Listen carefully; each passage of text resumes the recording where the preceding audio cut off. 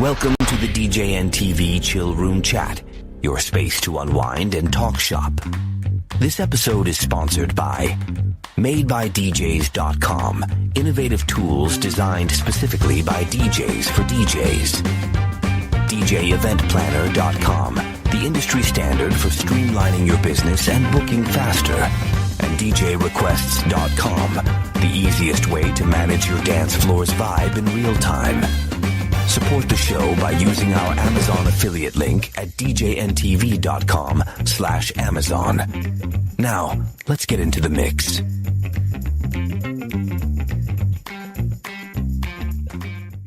You might get a chance to see these guys. Yeah. Valid. Oh, hi, everybody. Welcome to the Tuesday hey. show. Hey, what's going on? We're here. How'd you guys all get in my room? Here we are again. We're here. I didn't know what to do a show on tonight, but I'm thinking this might be interesting and maybe something we can talk about. Every month, I get this Top Hits USA CD or DVD with all the hits on it from the month, all kinds of different genres. There's contemporary Christian, there's Latin music, there's rock, there's hip hop, there's all kinds of stuff on here. Remixes, dance stuff, top 40. Yep. But I'm asking myself, how many people out there really even handle like physical media anymore? When was the last time a lot of you like touched a CD? When you say touched a CD, you mean a compact disc. That's not a euphemism, right? That's right. That's not code. Or a DVD. When's the last time you put your hands on one of these suckers? Well, last time I found a DVD, I had to hide it, but that's a different story altogether. You mess with physical media at all? You know what? Once in a while I do, and it usually looks something like that. Oh, yeah, those things. Like these, with like 8 CDs worth of music on them. Yeah. You know what? Not to sound like a commercial, Top Hits is totally the way to go, especially if your calendar says September 2021. Yeah. Just what I grabbed from the side shelf. There you go. You're right. No, this you know what? is March 2026, but I think it's coming back. And my proof is that last year, vinyl broke $1 billion in sales, which is the first year since 1983 that vinyl has sold $1 billion. So that tells me if they're all going after vinyl, and I think it's a younger crowd, they're going after it for the whole nostalgia thing. They've got to go up the scale. So what comes after vinyl? CDs. I don't think cassettes will be quite as popular. I don't think. I could be wrong. But I don't think they'll see $1 billion the way vinyl did. Probably not. But I do think CDs, because let's face it, if you had to guess, would you say more older cars have a CD player or a cassette player? Or do you think it comes down to when the car was manufactured? Yeah, it's an interesting question. I just put a Android head unit in Dad's truck, and I pulled out a factory CD/cassette player. Okay, there you go. From 2003. Right. Okay. I So had now a that's done, but now you CD got a Bluetooth. player in a Yeah. 2006 Honda Odyssey. Yeah. The cars I own now all have 8 tracks, so it's different. They're Right. older. One has reel to reel, actually. Mhm. But I heard last night, actually, that Ford is apparently going to bring back the CD player in their new car stereos. Really? That we talked about this same topic last night at a DJ meetup I was attending, and it got brought up, and they said, yeah, I heard that Ford's bringing back CDs into their cars because if you can't get a signal, if you can't get that signal you need to get to Sirius or Tidal or Spotify. Yeah. You got to have a lot of room behind the... Yeah, but the room was always there. Yeah, I was going to say the room is there. It's still I don't there. think the dash has changed that. And plus, what about this? What if you do the old school? Like your Porsche probably had this. I've had this too. You put a 6-disc changer in the trunk, and now you just need the head unit to be flat because it's just picking up whatever's in the trunk. Sure. So now that room issue goes away. I don't know. Eric asked an interesting question or made an interesting statement. Is that stuff like this, these Top Bench USA DVDs, are made to just grab and drag and drop into your hard drive? And the answer to that question is that's what they're for. But that doesn't mean, and Jay knows this, there are Pioneer CD, DVD Js out there that will play these. Oh, yeah. Yeah, They DDJ would play will that. play these. Absolutely. How about you, Damon? When's the last time you messed around with some physical media? Whenever I pull my Mustang out, because it still has a 6-disc changer in it that I have not switched over yet. Right. Yeah. Right. There you go. So I actually burn CDs so I can have compilations in the car. So yeah, and all 6 discs are filled in that thing. So you're still burning discs for that car, huh? Yeah. Did you have to was it hard to find a recordable CD? No, I mean, really, Walmart still sells them. They do. Micro. Okay. The computer place out here, Micro Center. Okay. I'll buy them by the hundreds, man. You know. Wow. Are they cheaper than they used to be, or the same price? I can buy 100 blanks of CDs for $14. They're cheaper than they used to be. They're cheaper than they used to be. So I used to be happy to get them for 50 cents a disc. Yeah, that was a steal. Them at church also, because we burn a lot of songs for choirs and stuff at church. So that's why I buy 100 at a time. So, but yeah, I still use them. We know Tom's still rocking physical media. Oh, I'm still burning some CDs once in a great while. Yeah. And, once in a blue moon, somebody will say, "Can you transfer a tape to a CD or something?" And you know, do that. Somebody tried to tell me I should transfer something from 8-track, and I said, "No, I don't think so." I'm drawing the line there. Yeah, I lost my draw the line. Yes, that was a challenge of knowing you had the tracks on 4 sections. Yep. And if your track you wanted to repeatedly hear was at the end of section 1, you had to bounce that little button on the stereo that would flip from 1, 2, 3, 4, 1, 2, 3, 4. The 8-track thing. The misery of trying to get Steely Dan's Peg, because I had the 8-track for Ronco, K-Tel's, Now That's Hits or whatever, and I wanted to hear Peg a million times, and I had to listen to like Andy Gibb and Creedence Clearwater and Casey and the Sunshine Band and Jay Ferguson and keep hitting that till I could get back to Peg. Well, the struggle was real, kids. I had Edgar Winter groups. They only come out at night on 8-track. Frankenstein, there it is. Frankenstein's on it. Oh, but Frankenstein is both track 1 and 2. Oh, did it break? So it would fade out, click, and then fade back in the middle of the song. Mm-hmm. I thought that's just how 8-tracks worked, and then I don't know where we got it, but we got somebody had an 8-track recorder. Yeah, when they record things onto an 8-track, and there was no fade out and fade in. There was a click break, but it's like, no, they didn't have to fade that in and out, but they did. Like the record label did that when they mastered it, but they didn't have to do that.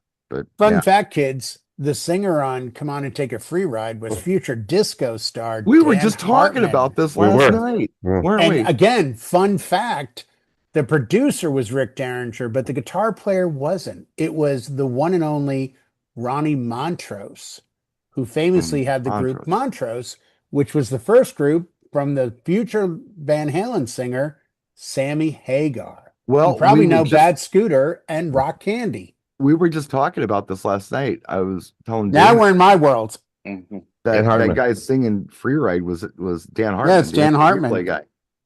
Well, I can dream about. I can dream about. I can dream about it, or I can dream about you. Dream about you. Dream about you. See, I was smart enough to give 2 options. Thank you. I didn't die on that hill. No, gave us an instant replay. All right. Well, can I say something real quick before we get off the 8-track subject? Yes. For the kids who don't know about 8-tracks, it looked like a big ass Nintendo cartridge. Yeah. Yeah. That's a great description. What's now, for the kids that aren't in their 40s that know what Nintendo is, what would we say secondarily to that?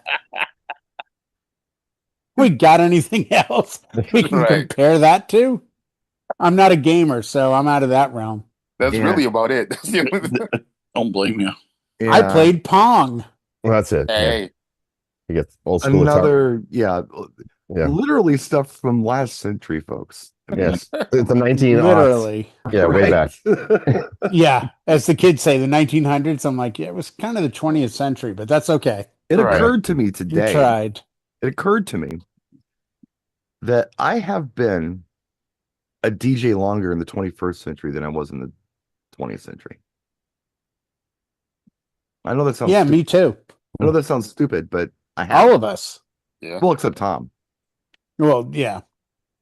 Tom was probably a DJ in the 20th century longer than he was a DJ. Tom was at the early version of Star Search where Dean Martin and Frank Sinatra auditioned. So it's different for Tom. Introducing, we're going to bring a young man out, Perry Como. Let's see what he has to say. Yeah. Here's this new guy, Bing Crosby. Wonderful, wonderful. Yes. Tom, fun fact, Lawrence Welk's original DJ. Now talk to your grandparents about Lawrence Welk. Crank up that old Victrola. Get some bubbles. Machine, Lawrence. Yes, get some bubbles. Yeah. This show went exactly where I was hoping it would go tonight. This is perfect. But yeah. So I was just curious. I'm loading this thing in, I'm dragging it. I'm like, how many people actually still do this? Most people are, even if they're on Top Hits or promo only, they're not messing with the physical media. They're just logging on to Pool. Well, I think somebody in Maryland is probably still receiving. Yeah, that's where all the CDs went. Buying them on the cheap. They're all going to Bill Marsh. Yes. Look, let's bring this around and into something. It takes people a while to adapt to new technology. Some people longer than others. Yep. Our friend Bill that we're talking about, I think he just got a controller last year. Yeah. John? Was it last year? Yeah. Or the year before. It's recent, within the last 2 years. He got it, but I don't think he didn't jump on it that weekend. No, but he enjoyed playing down in Atlantic City on the one I brought. He was like, oh, this isn't awful at all. He thought it was going to be scary, and he's like, oh, this is wicked easy.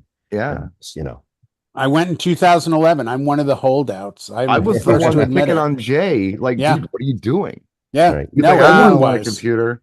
No. Even when I stopped, no. When I stopped using CDs, I was still using CDs as backups because I'd buy a whole bunch of greatest hits or whatever, and I'd cherry pick the songs I want, and I'd rip those to something smaller and then resell those. I wanted that data archive that if something ever happened to my current disc or my hard drive, I can just go pull that stuff again. Oh, and I'll get packs of 50, 50. 2012, when we launched the SX, I got to find the photos. I had an SX sitting on top of two CDJ 400s and a 400 mixer. And I had my CDs on the ground with my laptop plugged in for a full year because I was so anti-laptop. I'm like, nope, it's going to go down. I'm going to need to go. And it kept dawning on me. I'm like, okay, dude, if it goes down, how are you going to figure out what you've already played? My first year using laptops, I think I had 3 laptops crash.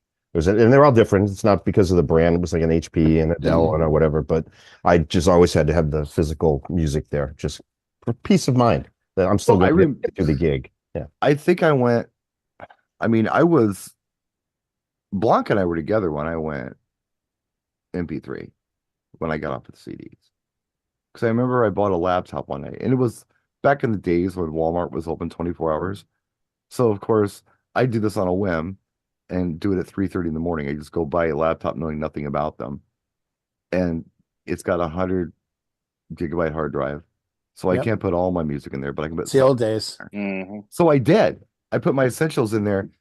And the game was, when I was going out gigging, I brought the laptop. I had every intention on using the laptop, but I brought the CDs too, because there's going to be something that I want to play that's not on the laptop that I didn't think to put on the laptop. Right. And that never happened. As soon as I got a computer, I never played a CD as a DJ again.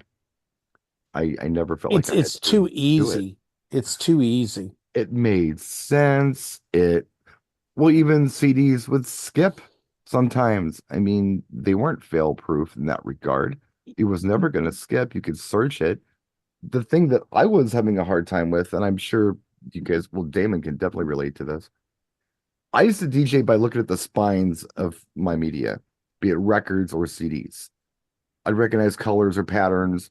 I didn't know what to play. I would look down at my collection and I would look at the spines and I get inspiration. I grab something. So I missed that part of it. I had to do it all just kind of up here.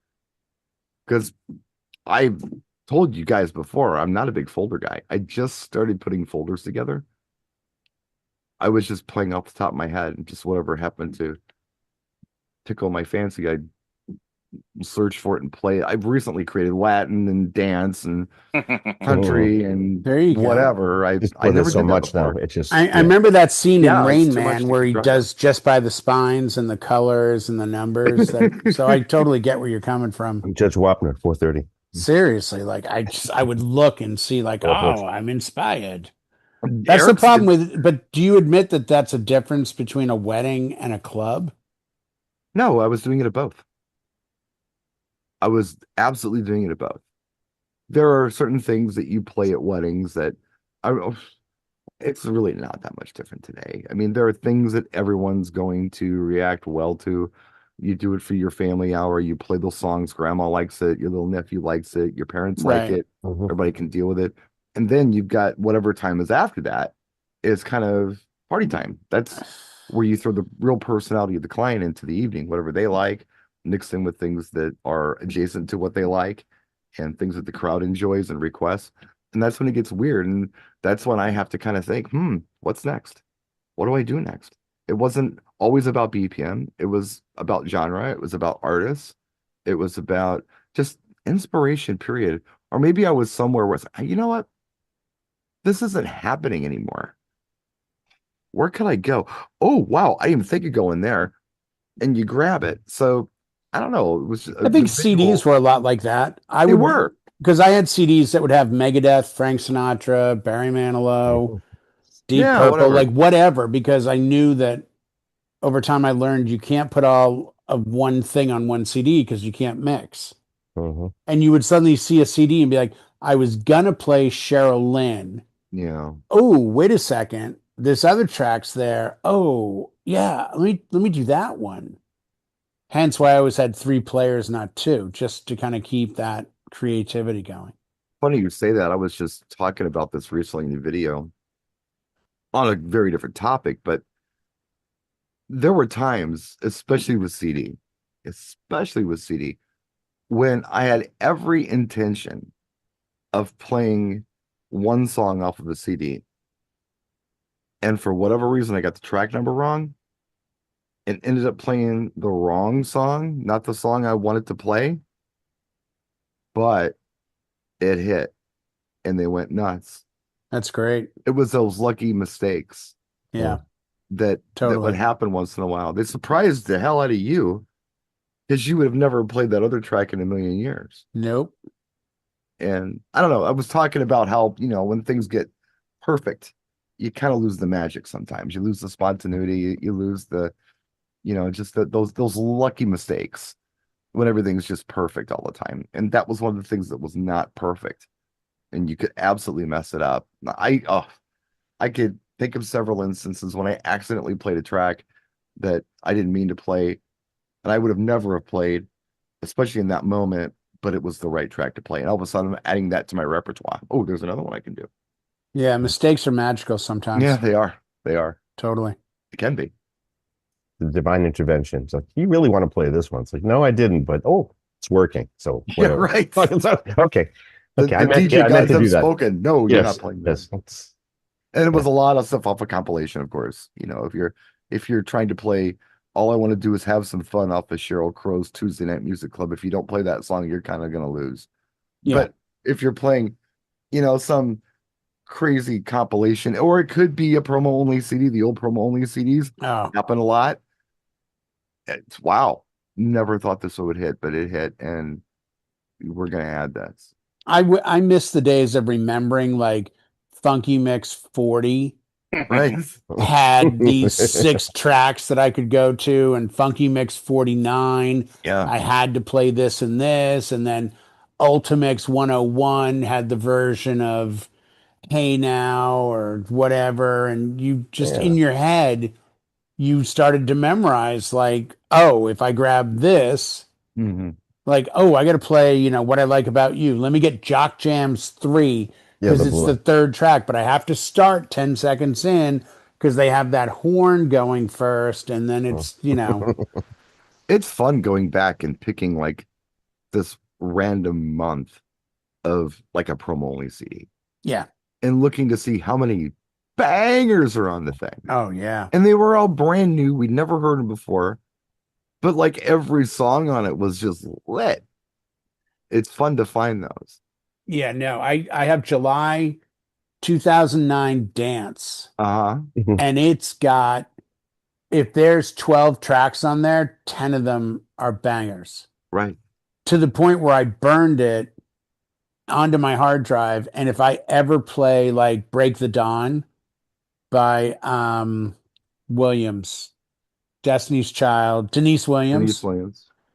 It's the one mix, and it's only 3 minutes long, but it's the one mix I'll play. Right. But on the same disc is like, Move From Me by Cascade and Deadmau5, and, just, I can't remember everything on it, but it's all there. Like, you could literally just play the disc, and wow, this is a great set. Yeah. So they had those discs that you would just lock in your brain. Yeah. Like, I got to find this. MTV Party to Go. Just let it roll. Started at the beginning. Yeah. Those things had everything. Yeah, there are some fantastic ones. I mean, I know there's whatever Usher's Yeah popped up on for mainstream radio. Every other song on there is amazing too. Usher's Yeah is on Select Mix 1. Yeah. And I know that because it's also got Britney Spears' Toxic. Okay. And I think like 4 other tracks that, again, really good. When I bought it, I was like, oh, and it's still the versions I play today. I only played Journey, Don't Stop Believing from Full Tilt Remix, Throwback 2. And people comment all the time, like, dude, I love this version. What is it? I'm like, oh, it's Full Tilt Remix. They went out of business like 3 years ago. Yeah. But I have every single disc, and 20% of my weddings I could play off those discs alone. Well, kids, it looks like we're out of time. But I want to thank you for joining us and invite you to come back and join us whenever you get a chance. We're always here. So come and say hi. And let us know what kind of things you'd like to hear us discuss in the comment section. Thanks for being here, guys. Thanks for hanging out with us. We'll see you next time.